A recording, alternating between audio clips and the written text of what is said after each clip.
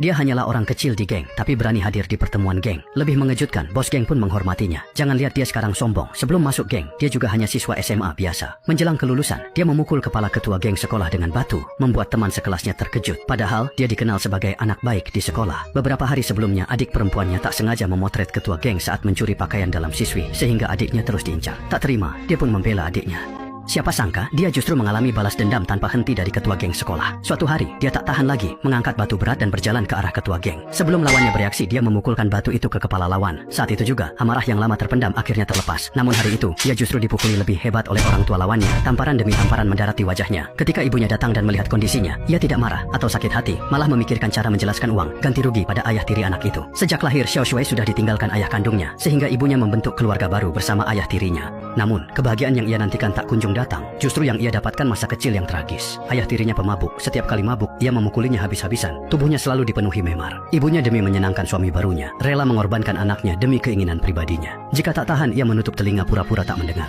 Hanya putri ayah tirinya yang membantunya saat ia tak sanggup bertahan. Lama-kelamaan, mereka jadi orang terdekat di keluarga baru ini. Namun kali ini, setelah ia memukul kepala ketua geng sekolah, orang tua lawannya menuntut ganti rugi sangat besar. Mereka menuntut uang ganti rugi 50.000, membuat ibunya putus asa dan pergi tanpa menoleh. Xiao Shui sadar, di masa sulit, tak ada yang bisa diandalkan selain diri sendiri. Untuk melunasi uang ganti rugi itu, ia mulai bekerja siang malam di restoran bos yang kejam. Setiap ada pelanggan memesan makanan, bos memberi bumbu pesta gratis. Karena baik hati, Xiao Shui ramah mengingatkan pelanggan agar memesan lebih sedikit lain kali. Namun kebaikan tidak selalu dibalas baik. Suatu hari, pulang kerja, ia diserang dari belakang oleh ketua geng sekolah yang tersesat.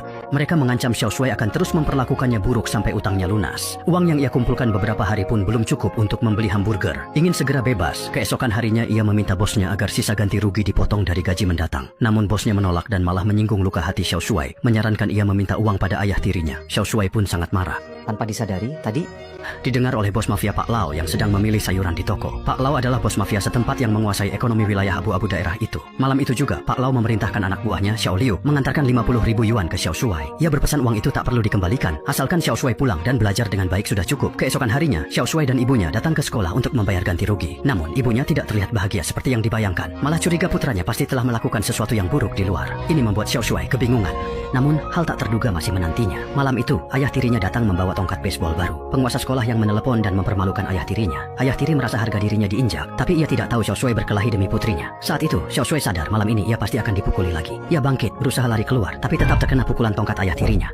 Wajahnya terbenam di ranting pohon di pot bunga balkon. Setelah itu, ia bersumpah akan berusaha keras mencari uang dan melarikan diri dari rumah yang seperti mimpi buruk. Namun, yang tak ia sangka, keesokan harinya bosnya memecatnya karena luka di wajahnya, dengan alasan takut menakuti pelanggan. Tanpa disadari, tindakan bosnya justru membawa Xiao Shui ke puncak hidupnya. Saat itu,